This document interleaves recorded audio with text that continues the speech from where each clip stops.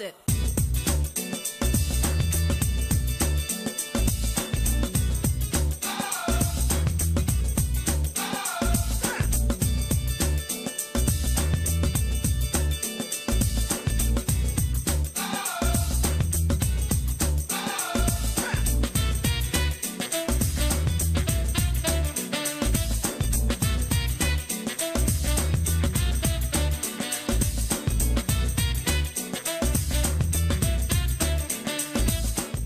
A very beautiful morning to you out there. Thanks for joining us on the program. We have the situation of the political developments in Nigeria in the last 24 hours, and we have the reports on the activities of politicians, the government running around to get Nigeria galvanized, the acting president, Yemi Osinbajo, a professor of law and a senior advocate of Nigeria, has insisted that Nigeria's unity is sacrosanct. Of course, that is to be expected from a man who is in the saddle, and he says the government will not tolerate hate speeches. That's more than 10 times of repetition from the acting president, and Nigerians are getting the message that we did need to speak unity in spite of all the differences and the challenges that we have. But he went further. The acting president says the challenges may be daunting, they may be difficult, but that it is time to face the problems head on. And by that, I want to believe that the acting president is looking in the direction of all the suggestions on the ground on how to indeed solve some of the nagging problems, some of those that have tended to divide us. Now, we ran a program yesterday on the curriculum, the CRK and the IRS, the Christian Religious Knowledge and Islamic Religious Studies, the debate over the school curriculum, and as usual, as expected, a lot of people, just as we were as much divided on how to tackle the problems, those mails that we got, so many of them in their hundreds, also traded the same way. Some persons asking for outright removal of religion from our curriculum. Some say we should redefine it. Some played the role of supporting the Christendom, and those others also talking about the support for the Islamic. We expect, and we are going to be talking to Professor Charles Adeyinka Adiza, the president of Nigerian Christian Graduates Fellowship, who will be talking to us on phone this morning. He's currently, as we speak, in Owerri. We'll be linking up with him. He has a compendium of all the complaints of the Christians and why they believe that the presence of Arabic as a subject in our curriculum is a way to further Islamic religion. Of course, we'll be talking about that, and we have also promised you that we'll be getting around all of them. Some persons have blamed us for not doing deep work. Go to school and find out what the students are actually being taught, so that we can have a robust approach to it. We can say that we have done that in separate programs, and our news, we have done analysis of them. We can't possibly do all of it in a single program of political platform. Okiri Agbonsuremi is my name, and just before I introduce my guest, I want to let you know that you can watch us on our YouTube channel if you subscribe, AIT Political Platform on YouTube. You can see it because our colleagues who run the program, who help us to run the program on AIT Abuja, also have this YouTube channel. So you can actually go to YouTube and see Political Platform, watch and listen, and then you can also interact with us. And for those who want to listen to us, you can also go or go to the Google Play and download our app, RayPower, and you get on with or go to the website www.raypowerradio.com. You can actually listen to us anywhere, anytime, live. We want to thank you always for sharing your views with us through political platform at yahoo.com. You can also reach us. Dr. Amit Shanakwe is with me on the program this morning. Hello and welcome to the program. And Mustafa Mohammed is also writing here. Thank you. Good morning. Let's go to our mailbox. Let's harvest from you first. Let's hear from you. Let's see what you have got to tell us on some of the issues that were raised, and then we come to the issues of the reports and the analysis we have for you. Thanks, Ohiria. Welcome to the mail segment. I'm Amaka Okoro. And I'm Ife Nwanwobi. You're welcome. We'll begin with a mail from Emmanuel Ocharifo from Maraba in Nasarawa State, and he's reacting to yesterday's analysis on the school's curriculum. He goes further. I must admit to the fact that yesterday's analysis as it concerns school curriculum and Nigerian religion was one amongst the toughest, with the crew members having strong points in my 15 years of following the platform. But be that as it may, I strongly disagree with Uju Ejeye's assertion that removing religion from our schools means removing God out of the school. May I let her know that prerequisite for world peace is abolition of religion, Karl Marx. God is neither a Christian nor Muslim. If we agree that religion has brought more disunity than unity, why must we continue to institutionalize it? Thanks and God bless Nigeria. Staying with that, Innocent Osaro from Kubwa in Abuja says, Ohiria, this is a spiritual issue. You will not understand, and so you will not be able to look into the minds of the Minister of Education, Adamu Adamu. How does merging IRS and CRK enhance learning? By the time you and Amechi are forced to grow beards, maybe you will understand better. Turkey was once close to 90% Christian, and today 90% plus Muslim. This was how it started. Arabic is the language of the Quran. When you study Arabic, you study Islam. Let Adamu Adamu introduce Hebrew and Aramaic, the languages of the Bible, into the curriculum, and then we will stop talking. And more reactions still pouring in. This is coming from NSC Samson in Abuja. He says, I want to beg the platform that we should not treat ringworm while leprosy is left untreated. After yesterday's program, I picked one of the books titled Religion and National Values, JSS 3. The moral instruction I saw in there is a time bomb. I wish to appeal that the platform crew go over these books before making comments on them on air. For example, instructions like stone to death anyone caught in adultery, like blood of a religious group alone is not allowed to be spilled, like rebel against your parents if they will not allow you to follow your choice religion, and so on. All this for a 10-year-old mind? Kindly take time to read the official books for possible corrections. Otherwise, extremism will be a common sight in every part of Nigeria. This is serious. And on national issues and the National Assembly, Osman Ntezi from Abakaliki in Ebonyi State says, on the platform yesterday, Mustafa Mohammed was emphatic that the way forward on this trending and resounding call for the restructuring of our federation was for the National Assembly to amend the Constitution. I write to express my disagreement to this suggestion. The National Assembly as presently constituted is too lopsided to give Nigeria a balanced constitution that can address the present worries in our polity. For instance, we in the Southeast have 15 senators, while Northwest have 18. Ebonyi State is represented by 6 members in the House of Reps, while Kano alone has 22. Tell me what will be the fate of the Southeast or Ebonyi State should any issue beneficial and even intrinsic to her is put to vote. The National Assembly is in fact the seat of the greatest injustice in our polity.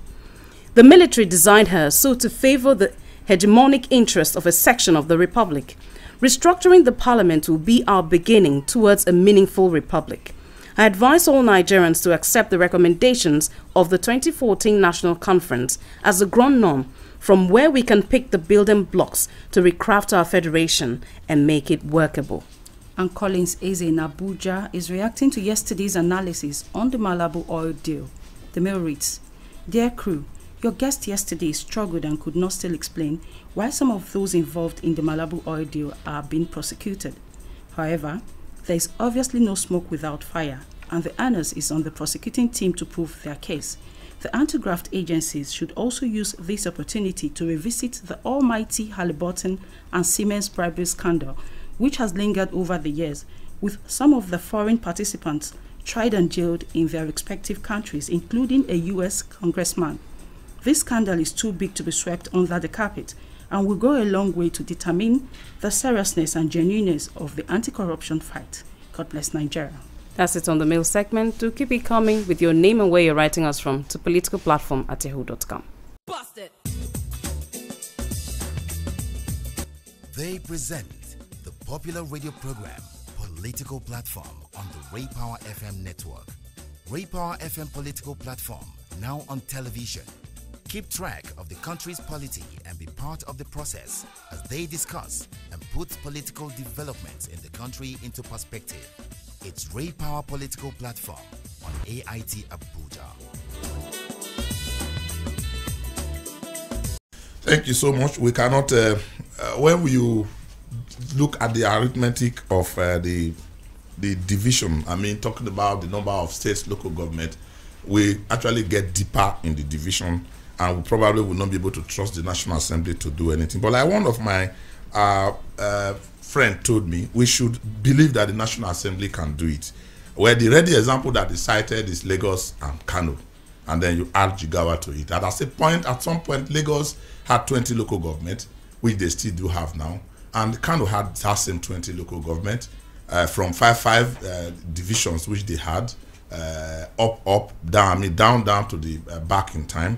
Then Kano was split into two, Jigawa and Kano, and they combined with the combined local government of about 77, and Lagos still remains 20 local government. All the efforts by the Lagos state government then to go to court, go to the Supreme Court to say we have a right to increase our local government were above. What they have now are development councils. From the pulse in Abuja, they still get local government funds from the federation account to 20. Whereas a combination of Jigawa and Kano, they have local government account. Talk about representation, you also have the same figure.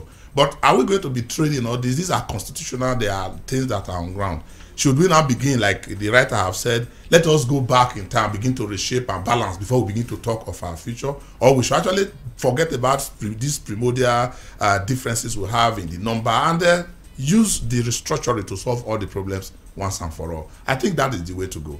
Well, it depends on what the reality is. The fear of so many is that if you take the issue to the National Assembly, one part of the country which predominates will use that numerical strength to indeed prevent that restructuring from taking place. But I believe there are some members of the National Assembly that have spoken up in support of restructuring. Maybe these are misplaced fears that may not indeed become reality, but who knows? But the fact is that throughout the history of our state creation, there has never been any objective criteria that was applied. Right from the time of just before the Civil War to, of course, weaken the then Biafra. Before then, the Midwest to, of course, weaken the action group in the Southwest. And from there, all the military regimes doing it the way they felt, their whims and caprices. Well, let me just stop here. We'll be coming back to it. Let's go to the issues that everybody is waiting for us to give this side of the report. Talking about the curriculum of the schools, the basic school in Nigeria. We told you the subjects yesterday, some of them broken up down to 10, 13 subjects. Agric, French, and Arabic are optional. We have the religion and national studies, which now incorporate Islamic religious studies and Christian religious studies. You can take your choice, and it also includes civic education and all the other ones. Let's join Professor Charles Adeyinka Adisa. He's the president of Nigeria Christian Graduates Fellowship. And we hear he's been doing a lot of study on this and doing a compendium of the complaints of Christians who believe that it's lopsided and it is geared towards, and the presence of Arabic in the curriculum is one way to give Islam a prime place in our curriculum. Thank you so much, Professor, for joining us. Thank you very much, Austin Agostoreni. Thank you so much. Yeah, let's hear your side. Give us a general outlook of what you have with this debate, and then let's zero into the specifics. All right, thank you very much. I'll start by introducing myself. I am Professor Charles Adeyinka Adisa. I am the national president of the Nigeria Christian Graduate Fellowship. Nigeria Christian Graduate Fellowship is a non-denominational fellowship of Christian graduates who use their God-given talents and learning in the service of God and our nation. We offer Christian witnesses in order to effect Christ-centered change in the socio-political environment. How are you seeing this curriculum? So that because of time, what's your compendium on this curriculum? Yeah, so I'll move on to the curriculum now. Please. The new curriculum was actually crafted by the Nigerian Education Research Development Council in 2013, and the implementation was to start in 2014. So this was not crafted by this current government? That's the new curriculum, the revised curriculum. That's what I'm saying. It was not crafted by this APC government. I said by the end, yeah, it's not crafted by the APC government. Okay. Yeah, Just I must make that correction. Yeah. It was crafted in 2013 under the leadership of President Goodluck Jonathan. Yeah. The Minister of Education at that time was Mrs. Rukayat, and the Minister of State was the current governor of Rivers State. Governor of Rivers State, Governor Nelson Wuke. And the executive director, secretary of NERDC at that time, was Professor Godswill Obioma. So in this revised curriculum, the area of contention is one particular subject called religion and national values. Yes. Each in the older curriculum, Christian religious knowledge and Islamic religious studies were stand-alone individual distinct subjects. Yes. But in the new curriculum, both religious studies were incorporated into an omnibus combo subject called religion and national values, which also incorporates civic education. Comprises of 5 subjects. Yeah. Civic education, social studies, security education, which is a new addition, and then the 2 religions. But in the curriculum, it is stated that the CRK, that's Christian religious knowledge, and the Islamic religious studies should be studied separately, not together. However, the implementation is the major challenge. In the majority of the states in the northern part of Nigeria, they do not even teach Christian religious knowledge at all. And this has been on for several years, not just today. Not even, it predated 2013. They do not employ Christian religious teachers at all in most of the schools. I will give an instance. In Niger State, even when Christian Association of Nigeria volunteered Christian teachers, the state government, successive state government, for over 10 years, have refused to employ them. They claim that they don't have enough funds to employ them. Meanwhile, the allocation to education and to most states come from the federal source. So why will you, on the basis of religion, discriminate against our children who are Christians and tell them you cannot offer Christian religious knowledge? Some of them are even being forced to do Islamic religious studies. A very good example is Kwara State, where students were even flogged because they refused to take Islamic religious studies. And we are crying and shouting, one Nigeria. Are these documented evidence? People are being discriminated against in their own fatherland. My colleague was asking you, are these documented, or are they just hearsay that people are complaining about? Are they carefully studied? Because you are involved in studying this. Come again, I can't hear you very well. These allegations that, for instance, in Niger State and Kwara, that there are even the Christian bodies, volunteer teachers, and the authorities and the state government refused and neglect to employ them, even when there are students who are willing to study Christianity in school. Are they documented? Are they things that you have? It is very well documented, especially in Niger State. If you Google that topic, Vanguard newspaper reported it on several occasions. Okay. As a body, have you reached out to the authorities? Have you made any official complaints? Can I hear you again? I mean, were there presentations before the authority over these complaints? Yes, that's what I'm saying. That if you Google it, Vanguard newspaper reported it on several occasions. Okay. That Khan met with the state government and presented that proposal to them, which they refused. Now let's go to the other issue. What is the grounds with Arabic being on the on a standalone subject like French, like English, you have Arabic, and you have our languages, Igbo, Hausa, and Yoruba. What is the problem with Arabic? Exactly. That is the question we're asking. Why should Arabic language be a standalone subject? Why not, if you are saying Arabic language, which is the language of expression of Islam, why not add Hebrew? Why not add Latin? Why not add French? Another subject. We are talking about preparing our children for the next generation, for competitiveness in technology. We're told that Arabic is optional. There is not a compulsory course. We're not subject. optional. So why don't you make Hebrews? I want to ask this question. The Bible you read is in English language. Does that also, teaching English language, turns people into Christianity? Let me tell you, when you talk about things in the public domain, there is what you call perception. It's not just what you see and what you do. It is the perception. The perception in Nigeria, especially in a diverse, multicultural, multi-religious, multiracial nation, is that Arabic language is synonymous with Islam and the Arabic world. So when you put it as a standalone subject, and other religions that have also their own root language, the root language of Christianity is not English, it's not French. Are you not becoming too attached to religious sentiments? Because some people will also say the number of people speaking Arabic could be much more than those speaking French.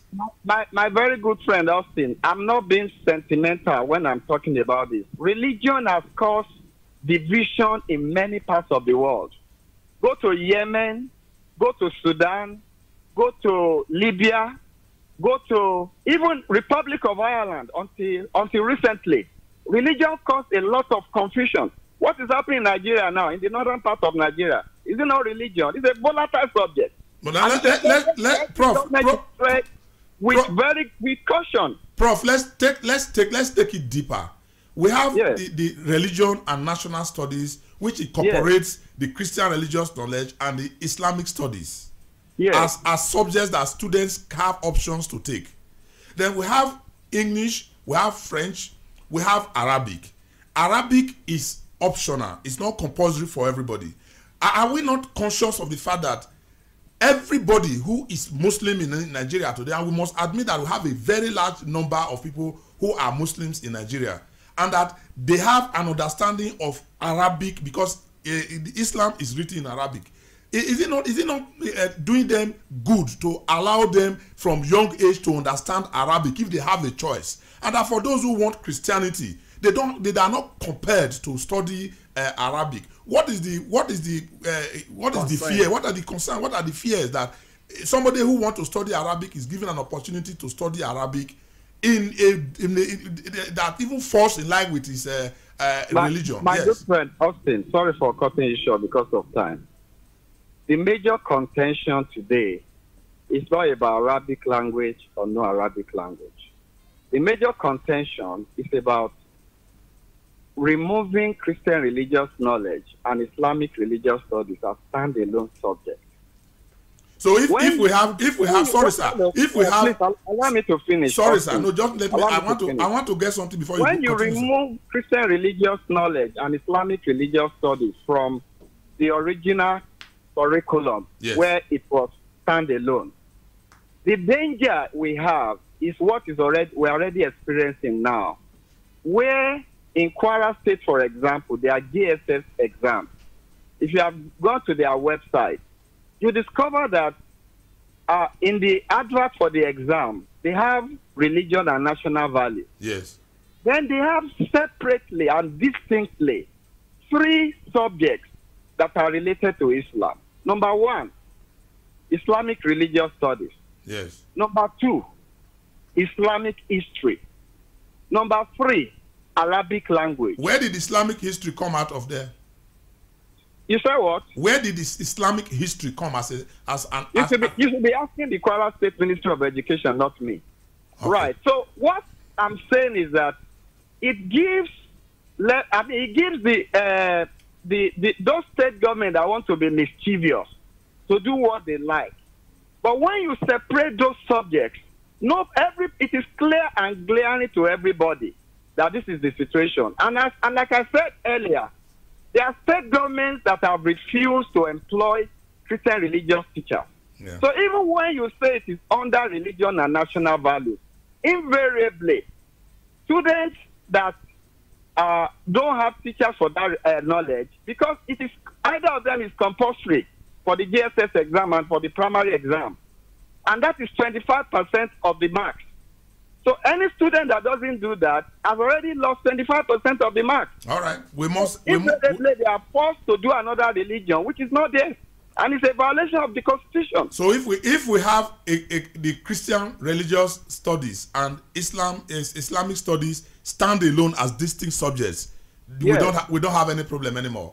We don't have any problem. All right, thank you very much. That is one of the things we're asking for. Thank you so much. Let us return to status quo ante, what it was before. All right, thank you, Professor Charles Adeyinka Adiza, is the president of Nigeria Christian Graduates Fellowship, and he spoke to us on phone. He's currently in Owerri. Thank you so much. Let's take a break, then we wrap up. Busted.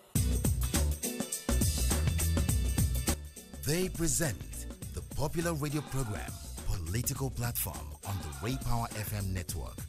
Ray Power FM Political Platform, now on television. Keep track of the country's polity and be part of the process as they discuss and put political developments in the country into perspective. It's Ray Power Political Platform on AIT Abuja. Yeah, thank you so much. We are wrapping it up now. I think the bottom line is restructuring. If we have a restructured federation where whatever you want to call it, states or religion, they are operating through federalism, or we are in the region and everybody design their education curriculum the way they want to design it, then we'll have all these fears. We'll just disappear. I'm not a minister of education through the Nigerian Education Abuja, Research and Development in Abuja. If you design it, someone somewhere will want to join issues with you. But if you allow them to design it, you design it to suit your local uniqueness and peculiarities, and these fears and concerns will not arise as much. I think what actually happened is not what we really need in this country at the moment. If you look at other countries that have advanced, they teach courses designed to push the pupils into practicals. As a result, some of them, like Bill Gates, like the founder of Apple, and so many other people, are able to succeed and change the way things are done in the world technologically. In the 21st century, we are emphasizing Christian religious knowledge. If you teach us Arabic, Nigerians will be converted to Muslims, just like the allegations against the current president that if you vote Buhari, he will turn Nigerians into Muslims. The thinking and perception are actually mischievous, misdirected, upside down. Right. We really need to do something about how to develop Nigeria, not to debate religious knowledge that we don't even need them in our curriculum. When we come back tomorrow, we have more, and I believe that you also have something to tell us through political platform at yahoo.com. Okiri Agbosuremi here. A wonderful day ahead. Busted.